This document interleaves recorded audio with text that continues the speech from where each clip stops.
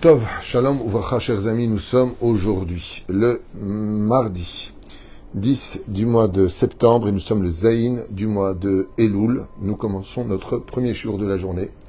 Désolé pour le retard pour ce matin. Je suis racheté par Yosef Antoine Blum, Ben Avraham. Je suis racheté, d'abord que Akadosh le bénisse sur tous ses chemins. Merci d'avoir acheté un chiour pour l'élévation de l'âme de ses 4 grands-parents. Donc Esther Blum Bat Yitzhak Zichron Livracha, Léon Blum Leb Yehuda Ben Shlomo Alava Shalom, Alice Mamelu Shik Bat Juda Alea Shalom, ainsi que Louise Shik Benyamin Yaakov Ben Avraham Alava Shalom. Ruach Hashem tenachenam began Eden Elyon Bechol Ashor Rovim Imam Bichlal Arahamim Vasilechol Bechen Yerason Amen. Que le mérite de cette étude sur notre paracha de la semaine Yalet Nishmatam Amash Gan Eden Elyon, et beaucoup de lumière qu'ils prient pour toute leur famille et leurs descendants sur le chemin de la Torah et des Mitzvot et la Géoula, pour tout le peuple d'Israël, pour tous nos otages.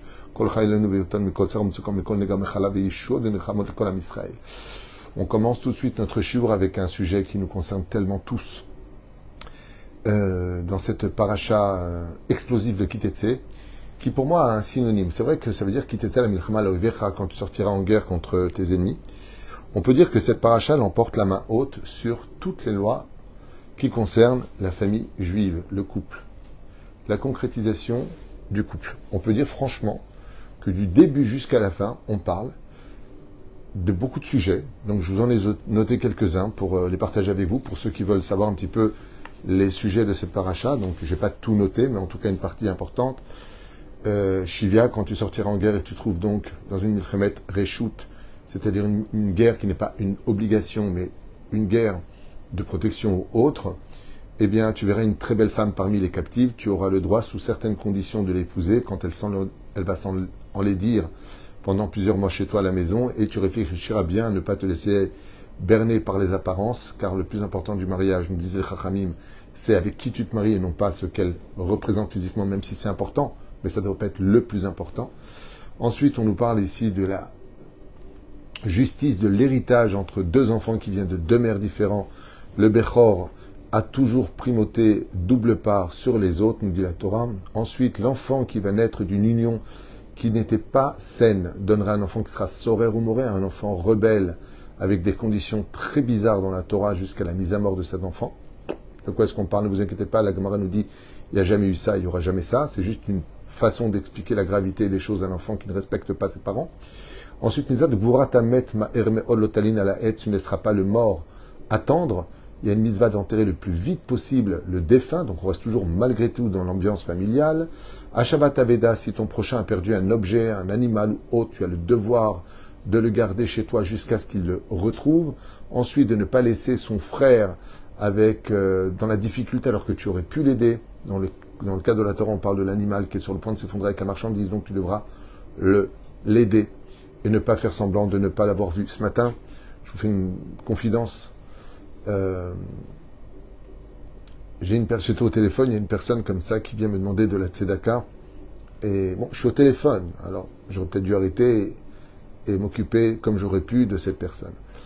Et donc, je fais comprendre que je suis au téléphone et j'avais besoin en plus de rester concentré pour une réponse d'Alaha précise. Et il faut toujours être très vigilant dans ce domaine. Puis voilà que quand j'ai fini en revenant, cette personne était non loin de moi. Alors j'avais deux choix.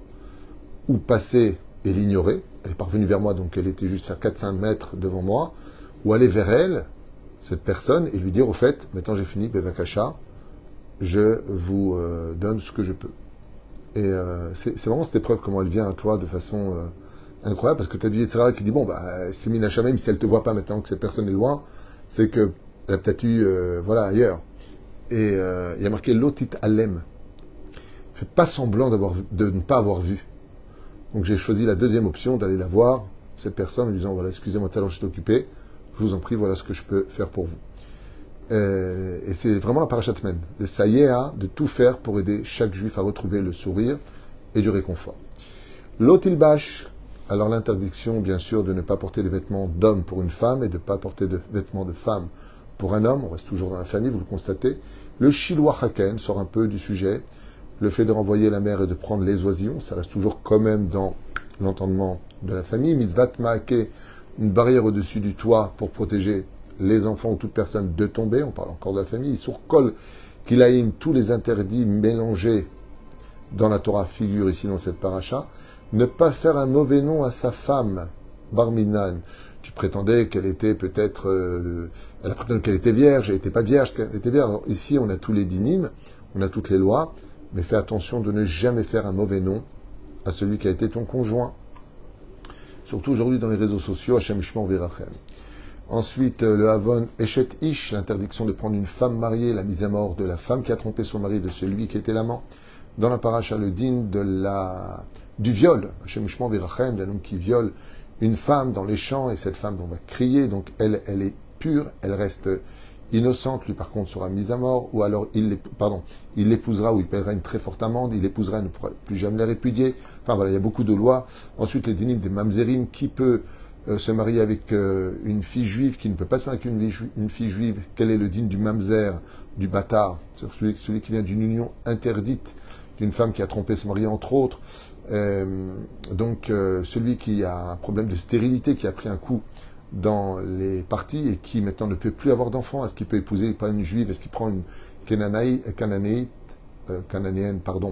ou une guillorette? Quels sont tous les dynimes? Figurent une fois de plus dans les interdits du mariage dans cette paracha, le din de Ammon et de Moab qui ne pourront jamais se convertir même après 10 générations. Ensuite, l'oye kedeshem benot Israël, une femme d'Israël ne se prostituera jamais, chas veshalom, ni un homme, ni pour de l'argent, ni pour quoi que ce soit. L'importance dans cette paracha très explicite de ne jamais vendre sa virginité pour plaire à qui que ce soit, de rentrer pur sous la roupa. Paracha de la semaine, vous allez voir. L'interdiction de prêter avec intérêt entre nous les juifs, mais pas entre nous les non-juifs. Le din des nedarim, quand tu parles, fais ce que tu dis, car l'Éternel, ton Dieu, t'en tiendra rigueur. Tu as dit, ne tarde pas à tenir ton néder. Les interdits des mariages. Qui peut se marier avec qui? Est-ce qu'un homme qui a répudié sa femme, il lui a donné le guet, elle s'est mariée avec un autre homme, elle a divorcé de lui, elle veut revenir avec son premier mari, strictement interdit, et ainsi de suite. Et une mitzvah très intéressante qui apparaît, le fait de donner de la joie, particulièrement la première année de mariage dans cette paracha, qu'on a lu la semaine dernière et qu'on va relire aujourd'hui. J'aimerais partager avec vous une très belle étude sur ce sujet. Ensuite, Gneva Asura, le fait de voler strictement interdit, de faire du Lachon Hara. Souviens-toi de ce que Dieu a fait à Myriam. Pendant 7 jours, elle a eu la lèpre parce qu'elle a dit un petit mot. Dinegerim Yatom Valmana, n'oublie pas de laisser dans ton champ, n'oublie pas de laisser la tzedaka, et surtout veille à celui qui s'est converti, à celui qui est orphelin et à celle qui est aujourd'hui veuve. Fais attention à eux. Dîner Malkout, les 40 coups de bâton de celui qui aurait fauté, même s'il a, après la Gemara va nous dire dans ma cote 39 coups de bâton. La mitzvah du Yeboum, le frère est décédé, mais il n'a pas laissé de descendants.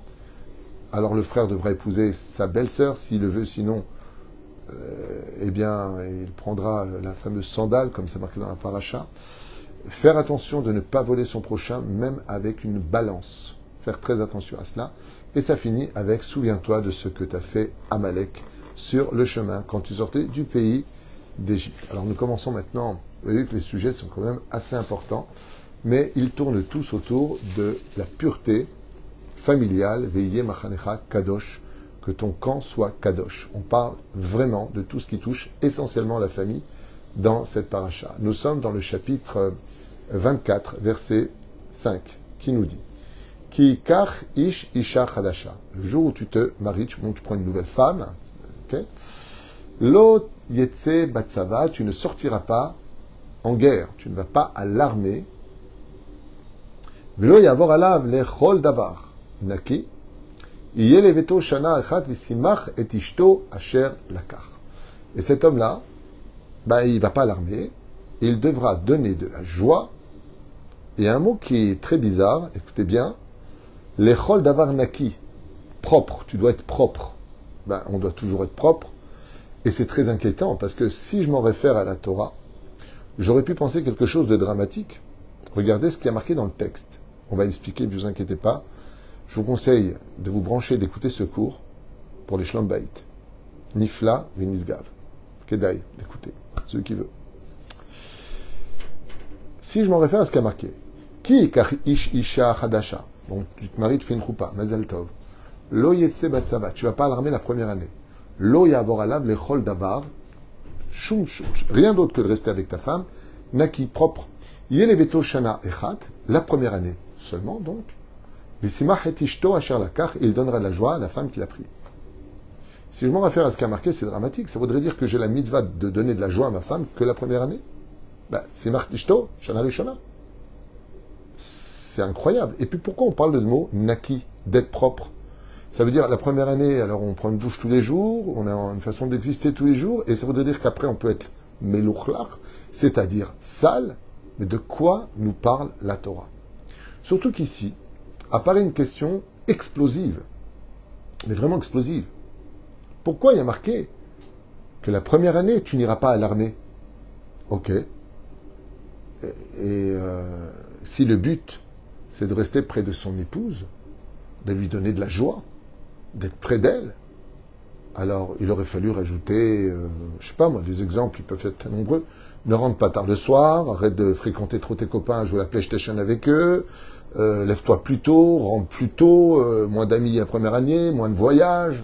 C'est-à-dire que si je m'en réfère à ce que dit la Torah, elle ne parle que de l'armée. Et pourquoi de l'armée? Alors si je dois la première année concrétiser, qui est la plus importante, qu'on appelle les hachishot, c'est-à-dire les fondations sur lesquelles maintenant je vais passer de cet individu qui est individualiste, c'est-à-dire qui passe du singulier maintenant pour vivre à deux au pluriel, je comprends que j'ai besoin d'une année entière pour maintenant m'habituer de passer de je à nous. C'est-à-dire que maintenant dans ma vie, je ne fais plus comme je veux, nous allons faire comme nous voulons. C'est-à-dire qu'il y a une partie de moi qui doit participer à quelque chose d'associé avec l'autre.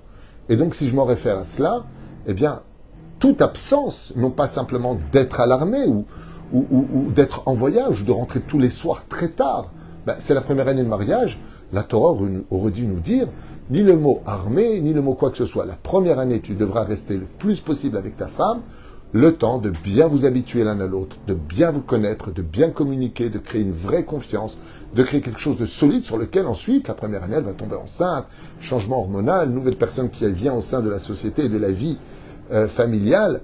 Alors, il n'y a pas de problème. Pourquoi le mot ça va est la seule chose qui apparaît ici? Le mot armée est la seule chose qui apparaît ici. Il n'y a que l'armée qui peut être un ennemi du couple. C'est là qu'est toute la question. Et pourquoi simplement la première année? Alors tout ça est explicable avec des données qui nous permettront, Bezrat Hashem, de mieux vivre notre judaïsme. Car comme vous le savez tous, quand ça va à la maison, quand vraiment ça va entre un homme et une femme, ça va en général partout. Mais quand ça ne va pas entre un homme et une femme, la journée elle est narce. Parce que la femme est le mazal de l'homme. Alors voilà ce que nous disent nos chachamim à ce propos, sur le domaine de pourquoi Dafka l'armée. L'explication vient de Maran Arav Ovadia Yosef Zecher Tzadik Vekadosh Ivracha, lui-même qui a été une fois enseigné par Rav Metzger, chez Badel Chaim Arukim.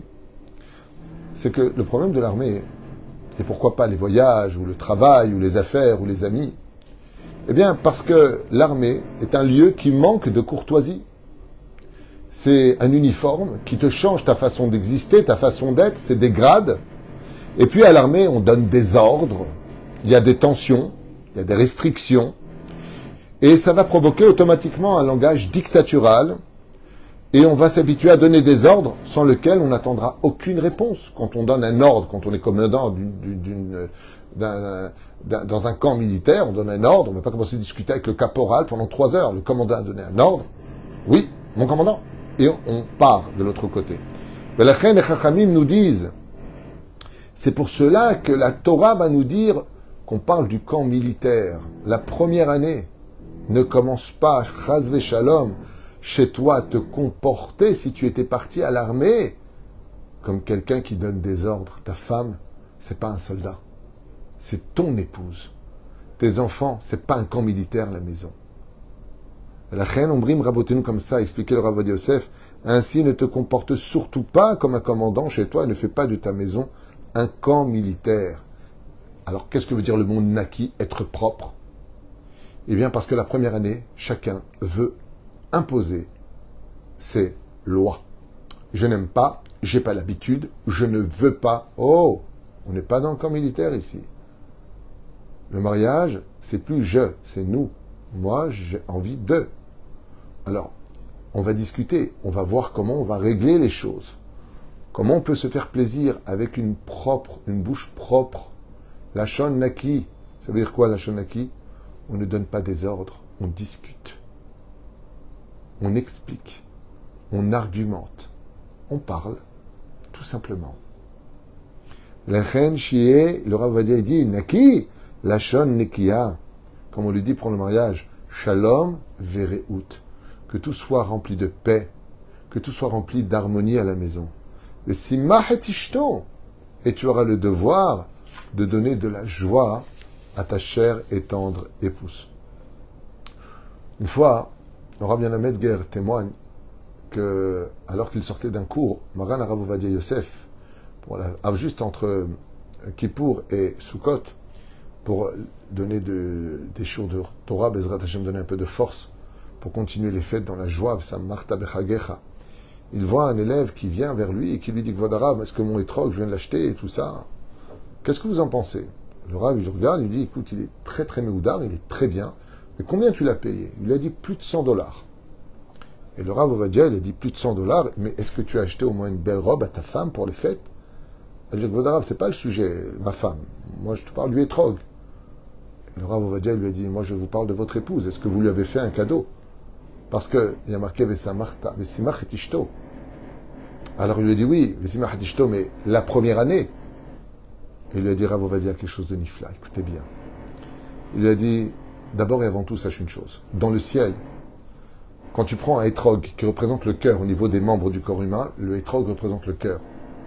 À Kadosh Baruch Hu, quand tu as un étrog qui est cachère dans les mains, qui est magnifique, qui t'a coûté très cher, la première chose qu'il va faire, c'est regarder est-ce que le cœur de ta femme, lui, il est sa mère.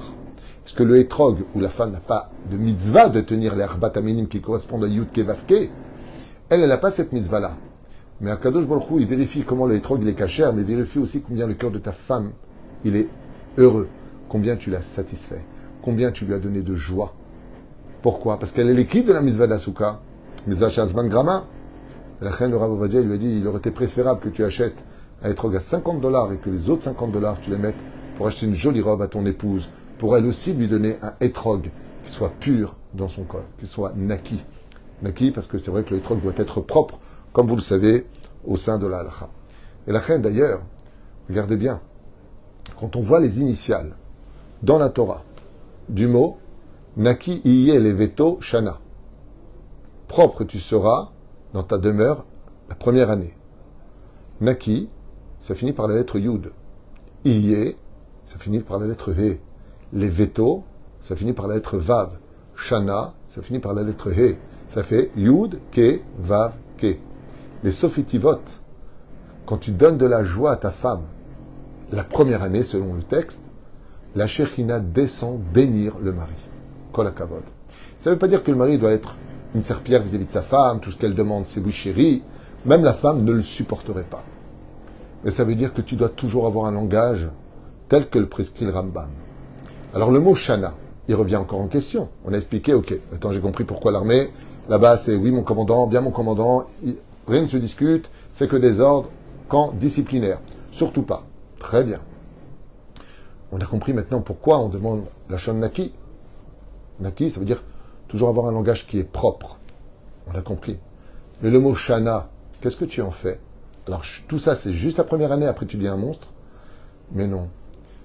Les Chachamim ils disent le mot Shana, c'est la base du changement. Comment tu dis en hébreu chinoui? Changement, c'est chinoui.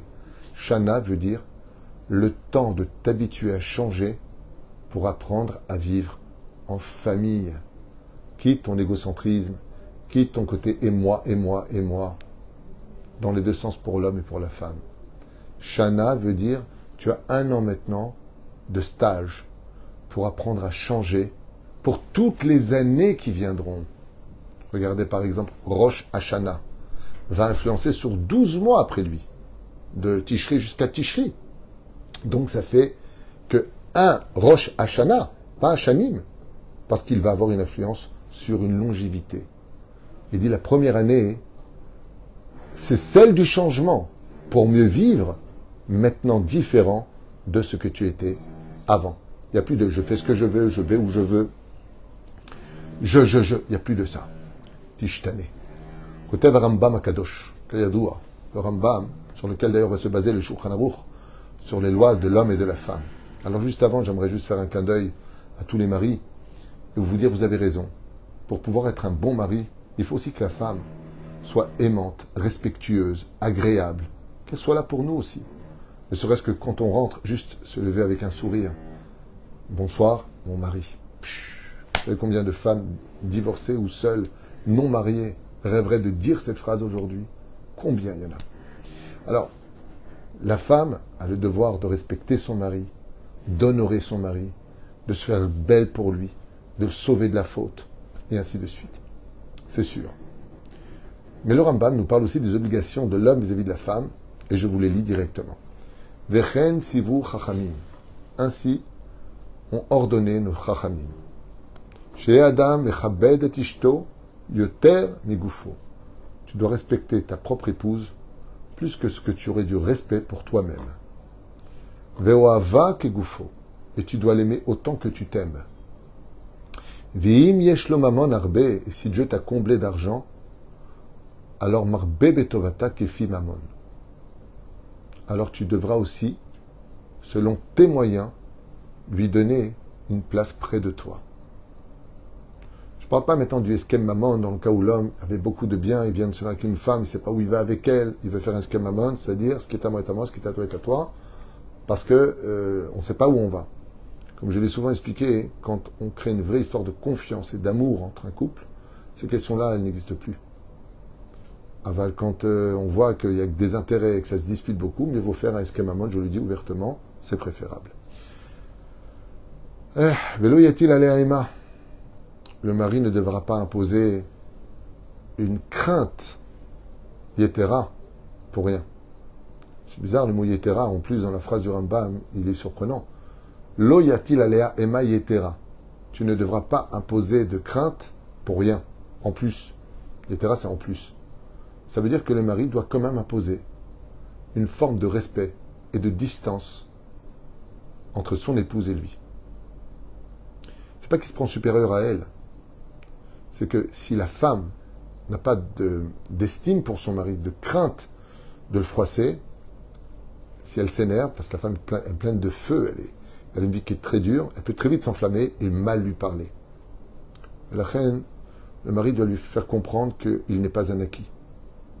Et comme je l'ai souvent dit, la meilleure façon d'aimer, c'est de savoir que rien n'est acquis. Fais attention. À force de tirer des fois sur la colère, sur tout ce qui se passe, tu finis par perdre ce que tu n'aurais jamais pu penser. Un homme se doit de parler à son épouse parce qu'elle est sensible, toujours posément. Habitue ta langue à parler proprement, posément, sans hurler, sans t'énerver. Parle. Tu n'y arrives pas, prends le temps qu'il te faut. Une fois que tu es calme, tu dis il faut qu'on parle. Velo yé atsev velo rogez, nous dit le Rambam. Ne sois jamais triste avec ta femme et ne sois jamais énervé avec elle. Prends le temps qu'il te faut, parce que n'oublie jamais que si la femme est une lune, toi tu es son soleil, et qu'elle prend toute sa confiance de toi. Tu as des problèmes, parle avec elle. Il y a des choses qui te déplaisent, tu veux qu'elle fasse un régime, tu veux qu'elle fasse une petite opération, il y a des choses qui sont difficiles pour toi. Parle avec elle. La reine, Bezrat Hashem, Emma veut dire crainte. Oui, Emma veut dire crainte. Il y a plusieurs façons de dire le mot crainte. Emma, c'est une des façons de le dire. Mais le sujet, c'est pas ça aujourd'hui. Bezéperou Shalava, pour lequel le Rambam nous dit, quand Akadosh Baruch Hu, il voit que dans la maison, c'est comme ça que ça se passe et que ce respect est réciproque, cette attention est réciproque, qu'il y a un langage, on a le droit de pas être d'accord, mais on n'a pas le droit de s'insulter pour ça. Alors la Shechina, Sophie Tivot, comme je vous l'ai dit tout à l'heure, Naki Iye Leveto Shana. Propre tu seras chez toi l'année, cette année-là. La Shechina, elle te dit, si la première année tu fais les efforts qu'il faut, moi je te bénis Be'ezrat Hashem, si tu continues sur ce chemin, pour rester avec toi tout au long de l'histoire de ton couple. Voilà ce que je voulais partager avec vous dans une période si compliquée. On cherche à faire la paix avec souvent la famille, les amis, les voisins. Commence d'abord par ta femme, commence d'abord par ton mari, par les enfants. Shneske Bezrat Hashem, un vrai shlom. Je le prie d'ailleurs tous les jours dans ma prière, qu'il y ait de la lumière de Chol Moshvotenu, c'est-à-dire dans toutes les demeures d'Israël, comme pour la sortie d'Égypte. Il y a marqué là-bas que l'une des plus grandes magnificences qui a eu lieu pour la libération des Juifs d'Égypte, à l'époque des Hébreux, c'est qu'il y avait de la lumière dans toutes les demeures. Le lendemain de cette lumière, on a pu sortir. Je crois que la Géoula, elle attend qu'une seule chose aujourd'hui. Du respect entre nous, de l'amour, et puis si ça ne va pas, on en discute. Baruch Adonai Leolam, Amen ve Amen.